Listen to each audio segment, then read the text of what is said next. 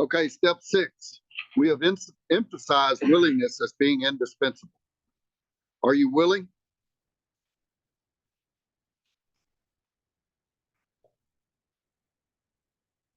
What's the definition of willingness? Anybody have one?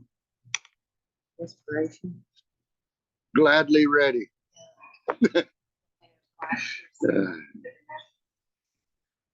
Are we now ready to let God remove from us all the things we have admitted are objectionable? And this is a real consideration. I want to consider what I've discovered is objectionable in my inventory and in my fifth step. And am I willing to have God remove these things that are objectionable? Not demanding that He remove them, but am I willing to let go of them? Can He now take them all, every one? If we still cling to something, we will not let go. We ask God to help us be willing. Is anybody want to hold on to some of their defects? Absolutely. Huh? Yeah, I don't want to be a nothing. If I don't have any problems, I'm going to be a nothing. When ready, we said something like this, and they give us another prayer. My Creator, I am now willing that you should have all of me, good and bad. I pray that you now remove from me every single defect of character which stands in the way of my usefulness to you and my fellows. Grant me strength as I go out from here to do your bidding. Amen. If you notice at the third step, there was no amen. And that started this prayer of action. And so we go all the way through this, our inventory and step 5. And finally, we get to an amen. So those are that inventory, and the fifth step is, to me, is a prayer of action. We have now completed step 7. Now, does anybody know what a defective character is? Is it lying, cheating, stealing? Is that a list? Envy, anger, greedy, pride, inconsiderate, frightened, fear, dishonesty.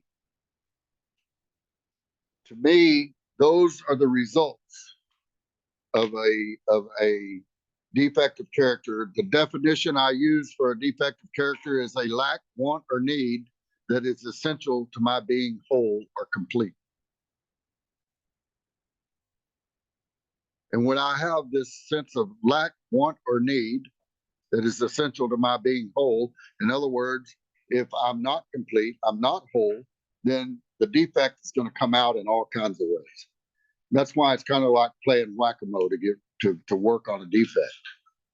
I whack the line button and I start to do this other thing. I whack that and start to do this other thing. Because the defect is not addressed, because I'm worried about the activity. I'm worried about the performance. Did you just say that? Mm-hmm. Does that make sense to anyone? Are your defects a matter of moral performance? Or is there something deeper going on there? Would be moral performance. What's your definition? Means I'm trying not to lie. I'm trying not to cheat. I've got me a list, and I'm praying to God, please help me not to do these things, instead of God, please make me whole, where these things are not necessary. And let me just say right now, there's never been a time when I didn't have defects. I'm a human being. There's also some other ways to look at this. And I'll try to articulate that a little bit. There's never been a time, if I'm a human being, I'm going to have defects to some degree. I may not know what they are. They may not be glaring. I may have them tamped down to where they're kind of in the background of my life and not bothering me a whole lot, or other people. But it doesn't mean they're not still there. And that's the good news. Because see, to me, these defects of character are the things that are going to take me back to the bottom. where I can be lifted up. And that's throughout my sobriety. That's what it's been. Just like this, just like this. Bottom up, bottom up. It's not like this. The trajectory is not like this, just off into infinity for me. It's never been that way for me. It has always been these defects of character that, when they're discovered, I can't hardly live with myself. I get to a place where I just can't hardly do it. And then I'll take some action like we've already laid out, and seems to be more spiritually fit. And those defects are literally turned into assets in the hands of God. There's another way to look at this. If we have a group, Alcoholics Anonymous, or this group, group one, I don't know anybody in here, myself or anyone else, who doesn't have the same defects. If you want a list of them, a good list is the sacraments of penance. And I mean, it's a long list, and some of the stuff I never even thought about, you know, that of course I was guilty of it. Never even thought about it. But I don't know anyone in this group or in Alcoholics Anonymous that isn't guilty to some degree of defects of character. And so we can look at these defects in a collective way. Does anybody ever do any drinking or drugging? Is that a defect of character? I believe it is.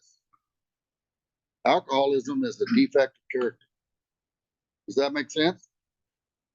So when you come to a group like group one, and we start to begin to talk about this alcoholism as though it is a defect that is owned collectively, it changes the feeling of that defect.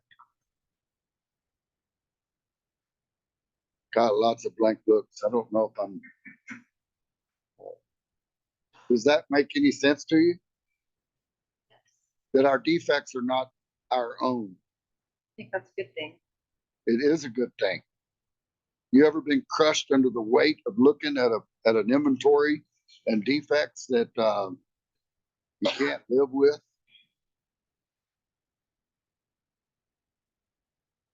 Anybody have any experience with that?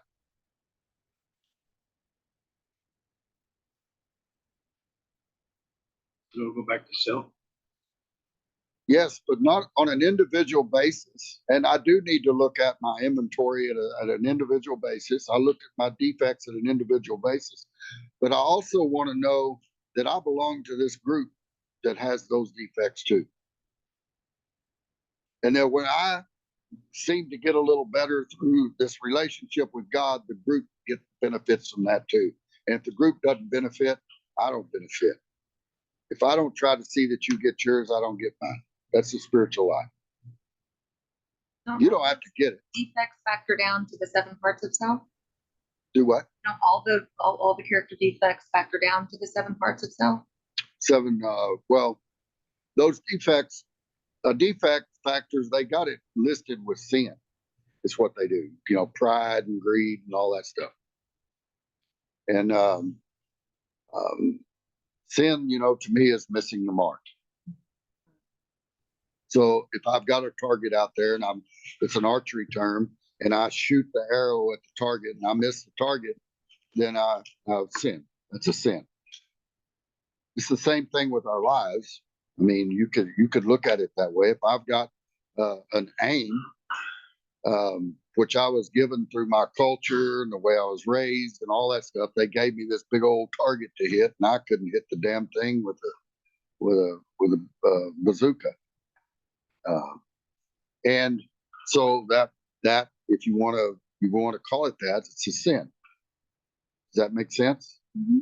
It's not a moral thing. It's not like, well, because if it is a moral thing, I can be just as moral and get on my high horse and say, well, look at all you little people. That's not the way this is. Defects of character belong to all of us. All of us.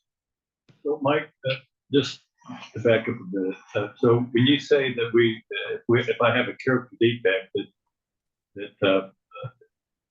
that's eat my lunch, and it's got this power over me, and I have no ability to really deal with that character defect, that I come into a room with a bunch of people who have that exact same character defect, and collectively, it kind of takes the power away from it, and I'm better positioned to deal with that character. Yeah, not only that, but if you share it with a sponsor, and he talks about, hey, you know what? I got that too, you know. I've got that same problem. And then you come into a room that you know everybody has that. It's sort of like this one guy said, you know, there's like 100 million people that the human race has killed this century, and I'm a part of the human race. Well, I didn't kill them people. I'm a part of that human race. Does that make sense? That lessens it, unless somebody come over and say, you're a human, so you must be a killer. There's two different ways of looking at that. Because I'll tell you, I've seen people they're making this list and they just feel like worm dirt, you know, because they can't handle the weight of those character defects. And so to know that there are other people that have those too, and that if I get a little better, I can contribute to that group. I can participate. And the participate is a huge, huge word for me, because that's what I want to do. I want to participate. I don't want to run it. I don't want to get my way. I want to participate. And this allows me to do that. If I can effectively look at these defects of character. And these are not things, I don't see these things as, well, God's going to help me to overcome these defects. God's going to be in these defects with me. Going to be with me while I'm in it. Going to be with me while I'm in fear. Going to be with me while I'm doing these things. It's not like God's going to overcome this for me, and then I'm going to skip along with my happy destiny. That's not been my experience. But I can invite God in that little meditation that we did at the beginning of this. I can bring those defects to that power within myself. But it reminds me of that expression: a burden shared is half, the joy shared is doubled. So kind of in the same vein, when we're expressing a thing that we have, shame or guilt or remorse, or something that feels really strong. Once we share that, it is then someone else is able to return it back, and then it makes it less big, right? Is that what you're saying? Yeah. Well, not only that, I'm a part of something. I've got some place to take that. But if this power that I've developed this relationship with has overcome these things to some degree, I've got something I make real use of it here in this meeting, in these rooms with people. It's a real asset. It's my greatest asset. But it can be the opposite of that if I don't practice discernment on where I'm sharing it. And it will get me there. Yeah. It's not like, well, I got to stay on guard so I don't lie, cheat, and steal. Hell, I'm guilty of lying to myself. I don't even know. I'm only as honest as I know how to be. There are levels of honesty and openness and willingness that I'm not aware of. And I won't be. It's not like I'm going to avoid these things like the plague. That's not what I got to know that I'm human and I'm going to have defects to a greater or lesser degree. These are the things that are going to help me, that are going to drive me back to God. They're going to drive me to this power. If I didn't have them, I probably wouldn't. I'd just get further and further away from this power. And pretty soon I'd be saying, well, look at me. I got sober. I'm a good person. I'm a moral person. Bullshit. That's just bullshit. What did you have something? No? Just the introduction to this on page 60 and 62, first sort of gives a characterization of self-will or not. Then you come in here and listen to this in isolation. Also, you hear people on, what it was like, what happened, what they're like now. That's what you're talking about. Yeah. I said, how I overcame, and it really talks, and the good thing about it is that, says, on the other hand, maybe this is all this stuff, as for both here is more like to have varied traits from, personalities and but still express. That's why we ventilate that isolation. Well, and I think for me, the important thing is to know that I don't have to overcome these defects of character to have God with me. God can be with me with these defects of character. I'm not trying to get good so that God will be pleased or happy with me or give me what I want or that kind of thing, you know. I mean, it's why it says in this, the good and the bad. I give it all to him.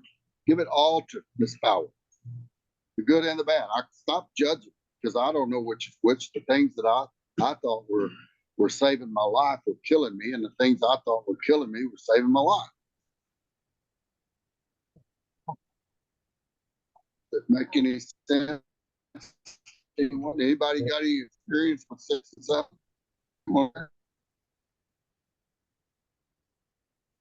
Something that happened strange for me, and nobody told me to do it, but I was working with a guy and we wrote down a list of character defects, and I drew a line after the list, and I said, let's write down the opposite. What we ended up with was on the beam off the beam, and realized that there's negative and positive conditions, and it's all a human experience. Like, I'm not sure if I heard you or somebody heard that, but it's not a reaction of not being connected with a higher power necessarily, because the preacher man's connected and he's got these defects too.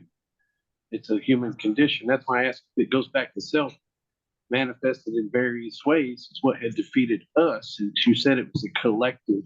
Yeah. Character defects are collective. Yeah. Any time of the day, my variable attitude about myself, circumstances, it changes as fast as the wind does, someday.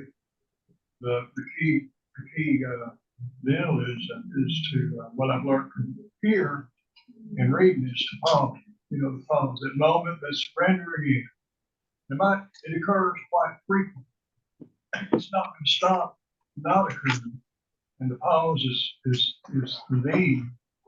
And the understanding of it is that other people practice it, and it's available for me too. Do you think? And the reason I bring this up is we're going to go into this 8-step list and 9th step, and those people, and it even describes some of those. They may have been wrong too. And so I have to have some degree of unity with people in order to communicate with them effectively, to be of use. These things, these defects can be useful, really useful. Does that make sense? Mm-hmm. I mean, we've got an abundance of them. Why not use them? Question. Did you find that your experience with hearing a 4th step, being on the receiving end, is more fulfilling than being on the giving end? Because I did. Hearing what somebody else is saying always made me feel better, like more alive, like I have purpose. More connected. Yeah. Or sure. at least as connected. Yeah. Yeah. It's like it wasn't ever like I opened the door and went, oh, now I understand. Oh, I'm glad that I did that inventory. Now I know. Nope. Just keep going. Just keep going. That's right. And a defective character is not necessarily, it's not a bad thing in the hands of God. Alcoholism is my greatest asset today. I'm not drinking. It's my greatest asset. It's really about all I got. I mean, I just don't have a lot of other things, Aw. alcoholism. I mean, it brought her to me. Seems like a pretty good asset. Yeah. So somebody share some about 6 and 7 if they've got something to share. So, Joan, Hey, Joan. before coming to the program, I used to, New Year's resolutions, I had journals, and I always had these lists of things that I was gonna fix. And I hadn't opened those in a very long time, but, after being in recovery, having to pull those out and work through the steps. And it wasn't ever a goal in working through the steps, like, oh, well, I'm gonna make sure I check off all those things that were on that list. But all those things that I tried to make happen in my life are not on the list. By working through the steps, it changed all of those things.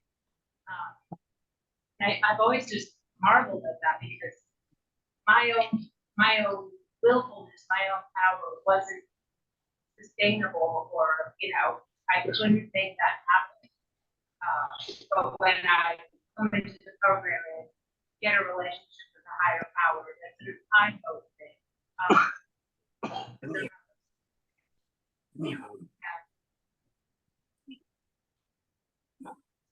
I guess along the same line.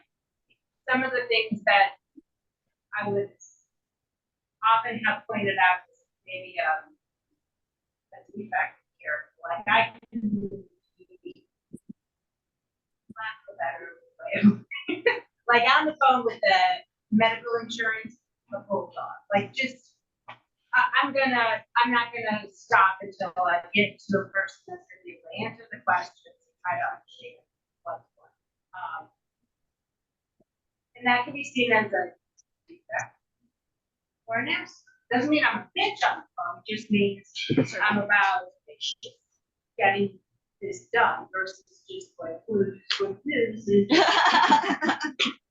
being pissed about how it is. Just trying to understand. It doesn't necessarily change anything other than trying to get to it. So that quality that I have in the right light can be very useful, and in other times I certainly did. But that's it's a piece of me, and again, I think it was Mike that said, like, how it's used in what situation. Is it on the beam or is it off? This has a little bit of the misuse of our will, of application. Correct. It's really lonely when you make your list and you achieve those things, but it's not as like, oh, it didn't do it. Didn't make everything wonderful. I'm coming in here to list what I want. Is that what you're saying? Well, no, there were, I had all these things that I really, wanted to do. They were like these personal goals, I guess, or really a lot of people changing external things that I thought would change on the inside. Then I come in here and change on the inside, and all those things mysteriously they fall by the wayside. Who knew? I qualified to be an alcoholic long before I showed up here, but I didn't know that was going to be that result of doing stuff. That was a byproduct. But that's part of the experience that I've had. That, it's getting right on the inside. And that doesn't make me pretty by any. But these things that I was like actively really trying to do that I could have, like, let's just say, for example, a diet. 20 days, you're like, good diet. Or that was something. Yeah, I couldn't make those things happen. But when I get right spiritually, then suddenly food's not the other control. Just like alcohol. So that defect was literally transformed. Yeah, right here, some of the things that I can relate to that I know I need to change. It has a list, We couldn't control our emotional natures. We were afraid of misery. Depression, we couldn't make a living. We had a feeling of uselessness. We were full of fear. We were unhappy. We couldn't seem to be real help or to other people. You know, and all those change the traits were, you know, on the flip side, on the beat. So I took every one of them because I was affected in my steps, not rebelling. But even though it's in the chapter of the acknowledgments, it was, you know, for step two, because that was me.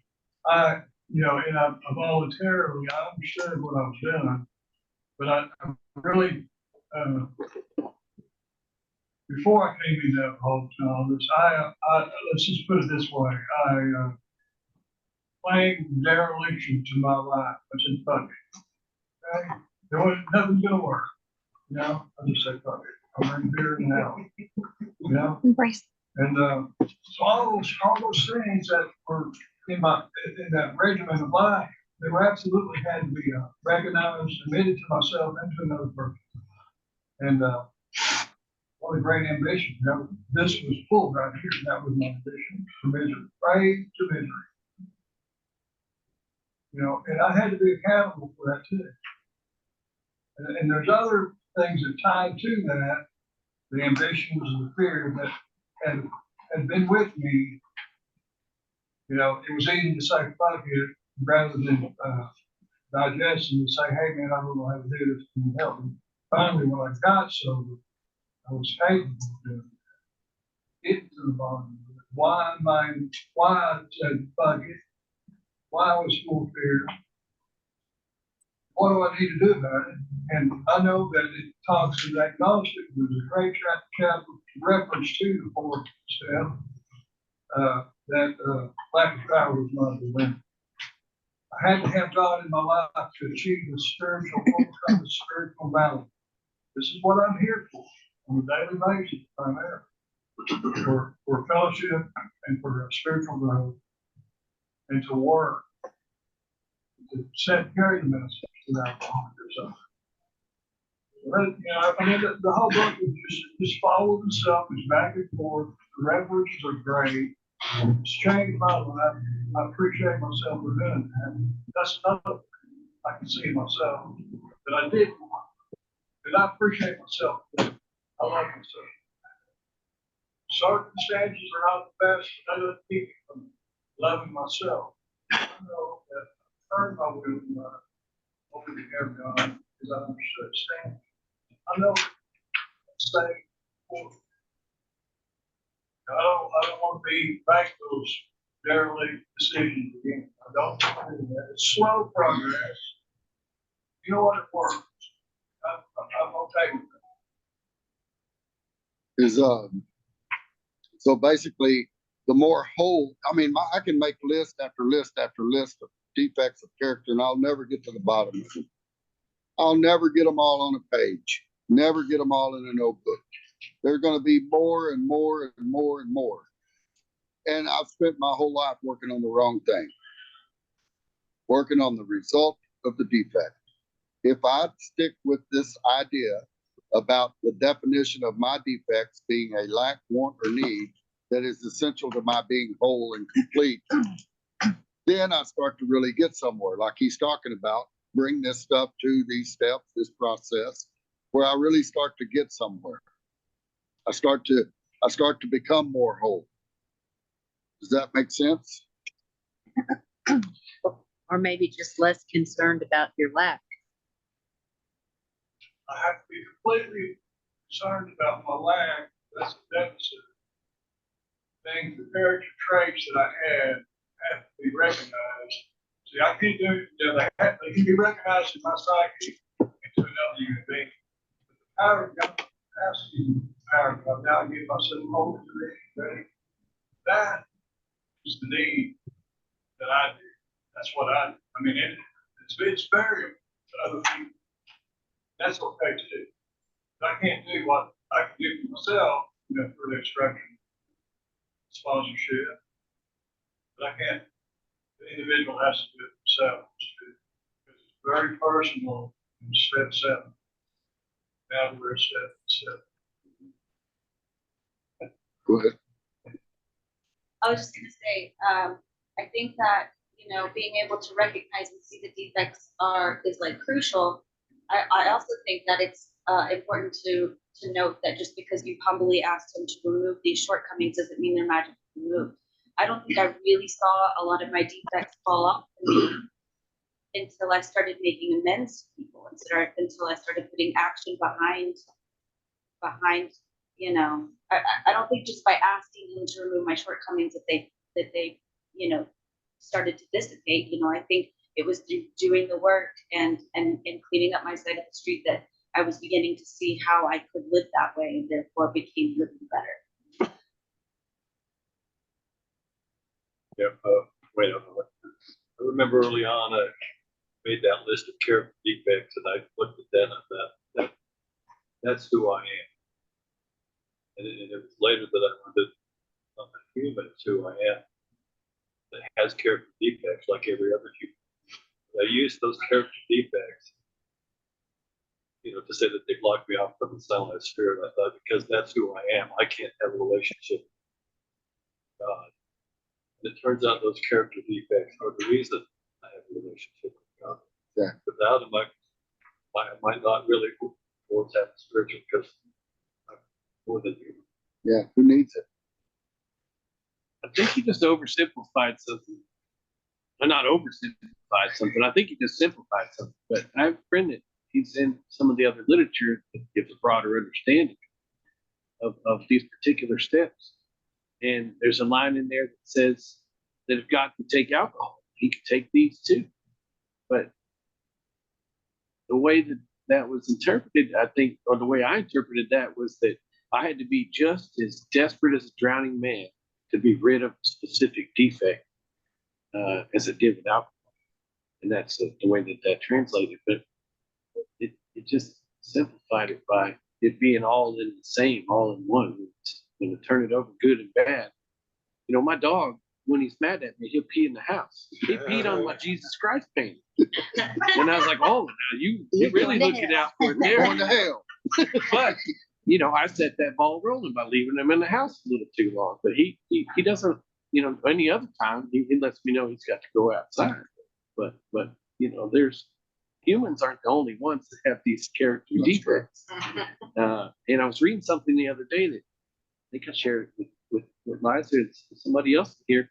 As soon as my little childhood brain started asking the question why, was about the same time that I started separating my individual self from not having lack. Or, you know, I was at a place of peace and serenity. I was well. I just forgot. You know, as soon as I started separating my individual self, I started developing these character defects. But I think he simplified it in the same way that I gave it all up for alcohol, that I turned it all over for alcohol. It's a similar thing. Rather than say, well, he just hasn't taken it from me yet, so he must have a use for it yet. I don't know what it is, but I still get to play around with it for a while, you know, kind of continuing my behavior and my patterns. If that's my thing. But I mean, you know, I kind of see it sometimes in the 12-step phone calls, because there's, you know, we'll get these messages that say so-and-so be good for this, so-and-so be good for this. Their character defects line up. There's a useful purpose there. But I think he simplified it there. Well, you know, I mean, this power did not take my alcoholism. I still have it. He took the reason that I drank. Desire. Took that obsession away. So I no longer have the craving, but that doesn't mean I don't have alcoholism. I still have it. Doesn't mean I don't have the ability to lie, cheat, and steal, and do these things. I still have it. I still have the defect. Does that make sense? Mm-hmm. You know, if the more whole I am, I don't have to use it. I don't have to use that. I can tell you the truth as I know it. There's a reason it says that this is a step that separates the men from the boys. Because, you know, to me, it's to get to a place where of desperation for this power over and over and over is not a pleasant thing. That's not a, it's not a like, oh, I'm gonna get to the bottom so that I can have a deeper relationship with God. You know, it's my defects that bound us together, that give us real sense of unity, not my success. I learned shit from success. Well, I hadn't had that much. And the little I've had, I had to learn much from it since I was 20. It's been in my failures that I've learned from. I've learned in my failure, in my defects, including the need to do these things. If I didn't have the defects, I wouldn't need to do these things. I wouldn't need to seek this power. You know, the power that comes when we come to this place and we say out loud or in an inventory or just in a friendship, the things that we can't say in the places like church or to our parents or just wherever. And those are the ties that really bind. That's the cement you're talking about. That's the stuff. Ugh, it just makes it okay. You tell me your inventory, and I'm like, it doesn't matter. That's in the past. Just keep going. Just live. Me, I feel like it means more when I can talk, like when I'll say XYZ to you, and you'll say, well, you know, that's da da da da. Because I wouldn't take that from somebody in church, and they probably wouldn't say. Does that make sense? And here's another way to look at this. What mind-made sense of self has the defect? What? So, yeah. Exactly. What mind-made sense of self, ego, has the defect? What identity has the defect? And I mean, that's a whole another What's can that of called? The theater of the lie, right? theater of the lie. Who I think you think I am. Yeah. Yeah. Now, Who I me want trying to you. hold that up requires me to participate in these defects. Sure. I was just gonna say, when we were talking about the ontity and opposite, can those also be just a barometer of, like, are the outside things pushing my buttons, or am I in my little zone? I think those are some indications. I don't think that's a full indicator of my spiritual fitness. I don't think being nice is an indicator of my spiritual fitness. I can be really nice to you and just be a sick as shit on the inside. Hello. Black, Hello. black. Here I am. Don't say it. He's gonna say, "Oh yeah, he can." What I was No, go ahead. Go ahead. But I am gonna say something a little controversial. Okay, go ahead. Yeah, We so don't I mind. don't care for the bean. Okay. It's situational. Not all of them. Not even that. I think that for me, it's a measuring stick, and I think I get more caught up in the product and measuring than really where the lack meter one is. Because I'm obsessive, and so I'll obsess over whether am I on the beam? Are you on the beam? Am I on the beam? You know, and I Are you under the beam? yeah, where the fuck's the beam?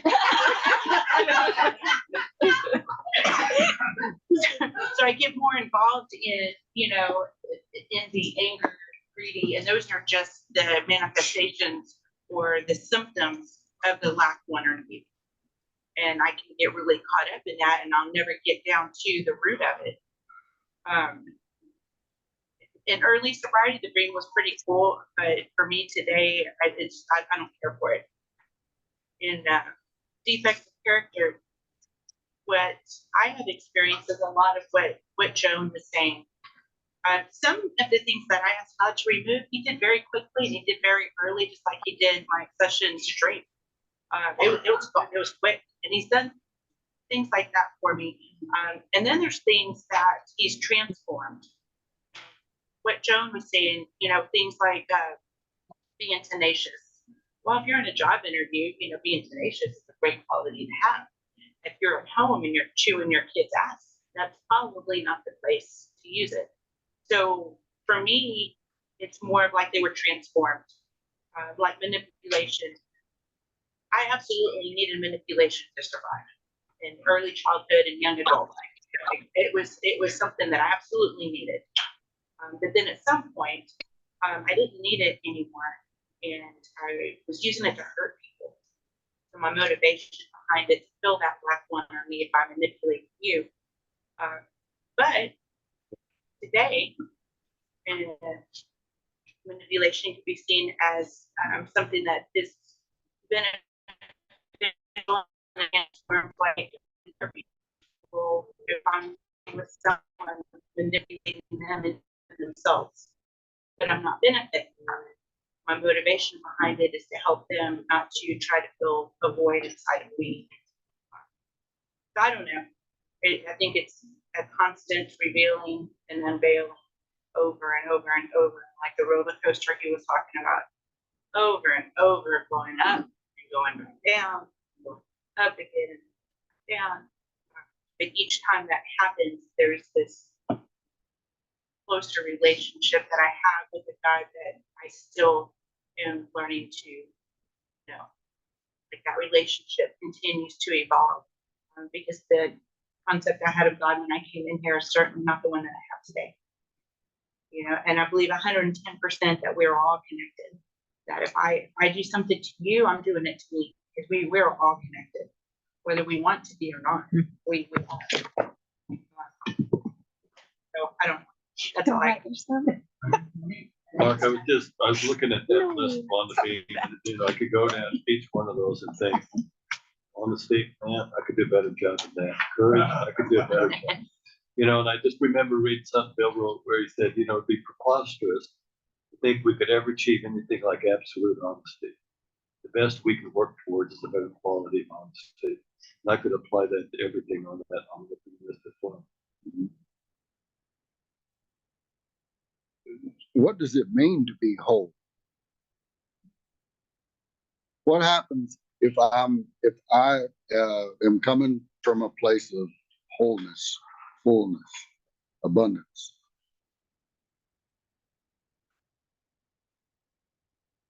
What's the difference between coming from a place of defect, where if this is my character and there's this little pie-shaped part that's missing, that's a defect. So if I'm whole, if this is complete, what's the difference in coming from there and coming from a place where this little piece is missing? My ability to love you. I become a giver. I was gonna say that. I become a giver. Serve. If I'm whole and complete, and it's not like I've decided to give. It's just a part of me. I just try to do that. For I don't know why. I'm not intellectually trying to, you know, to be that. It just, when I'm whole and complete, I can't keep from giving. When I'm not, I can't keep from taking. Yeah. As much as I don't want to take, I take.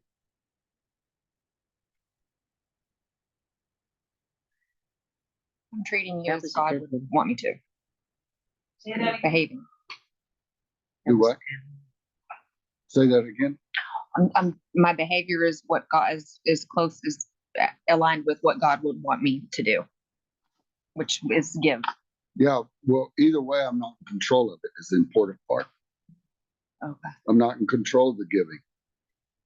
And I'm not in control of the taking.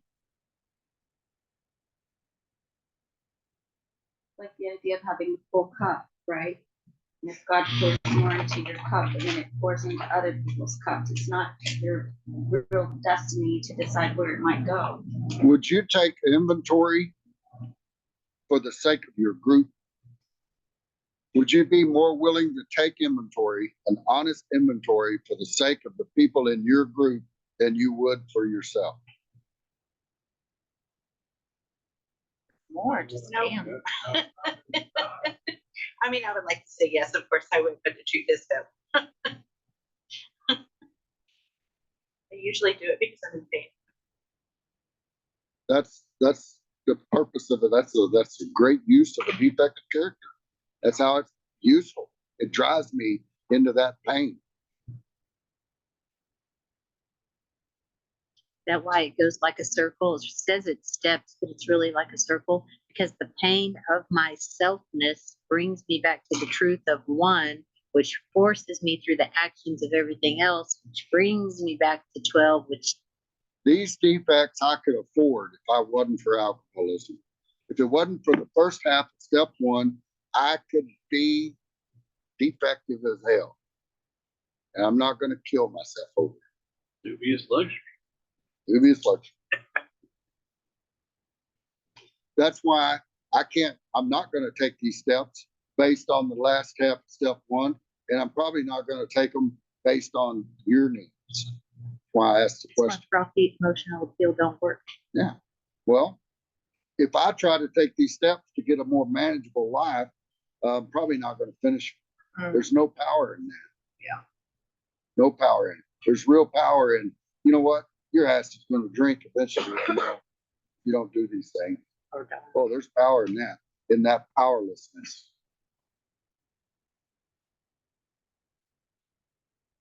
That makes sense to anybody? Yes. So what do you do with step 6 and 7? How do you know when you've completed it? When you finish the Follow prayer, instructions. you say amen. When you start on 8? Yeah.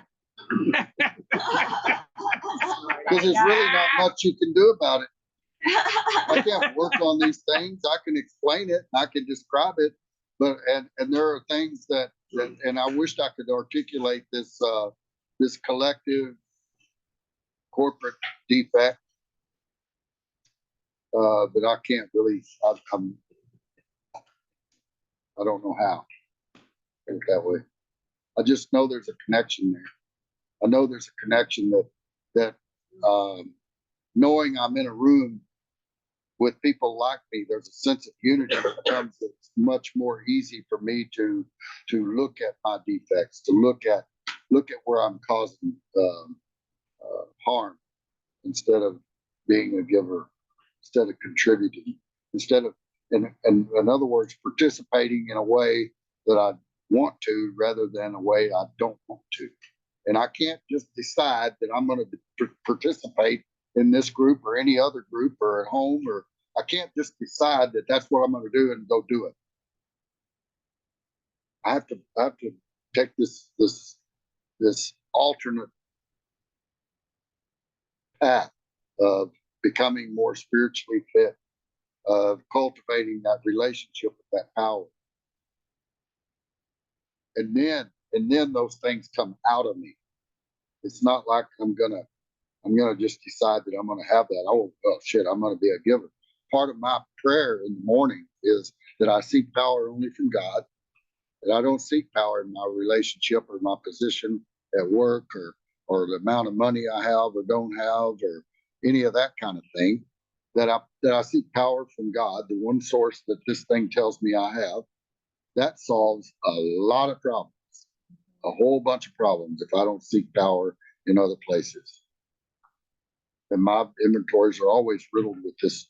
Well, I was seeking power here and there to prop up this identity, this theater of the lie, this mind-made sense of self that isn't even real anyway.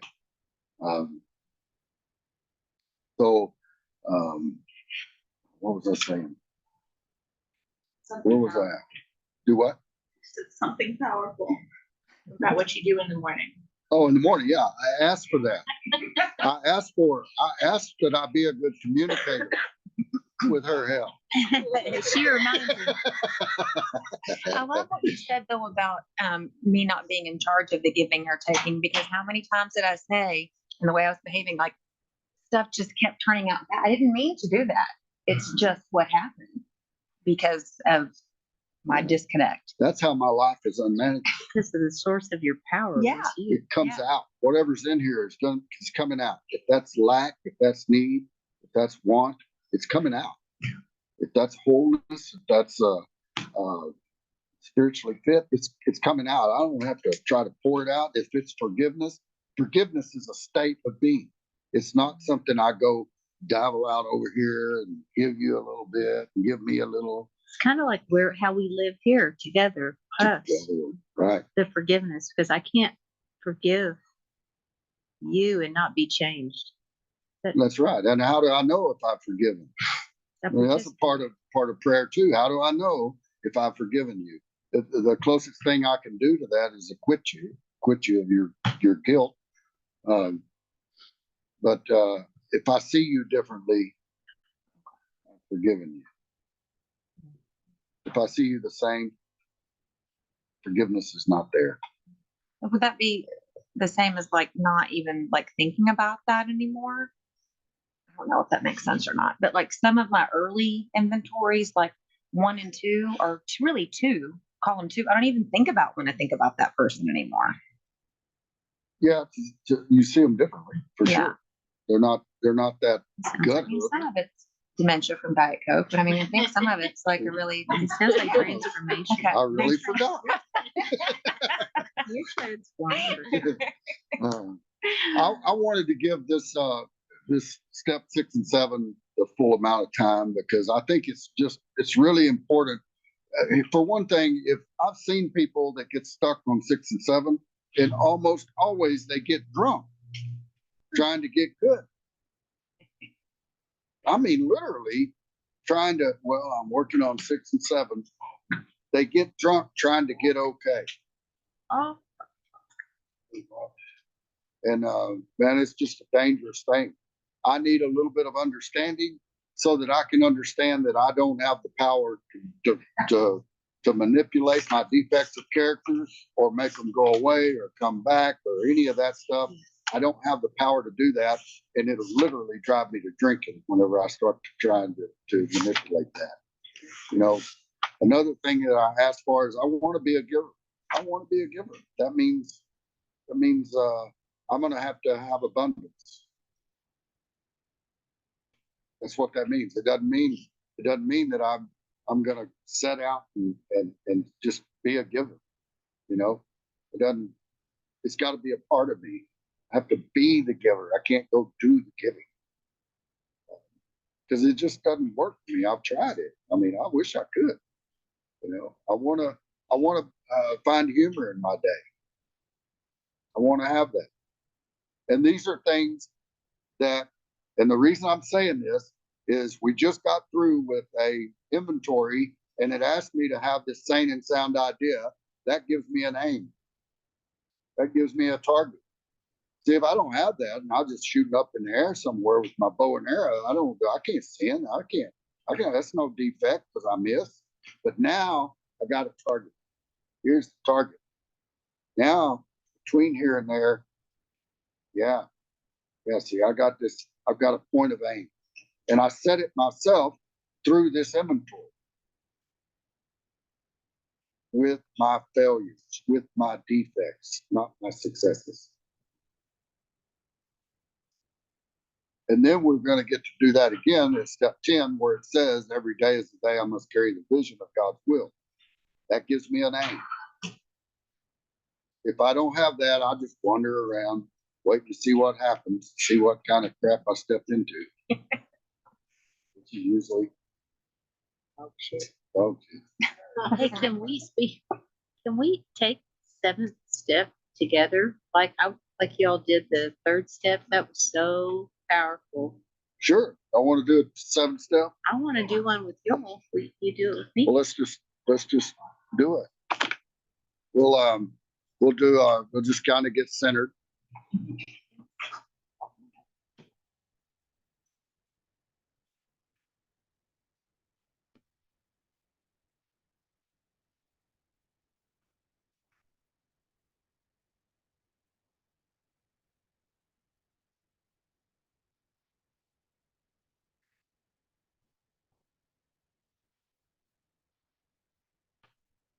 Let's say it together.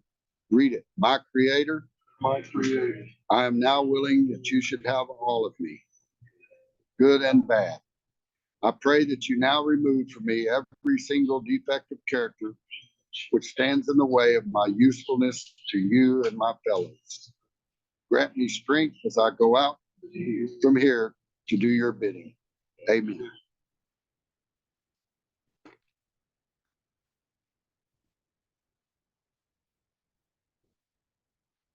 So what is that? I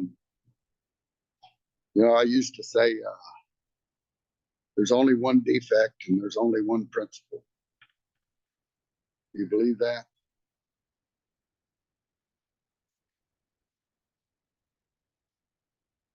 No? True. Love and fear.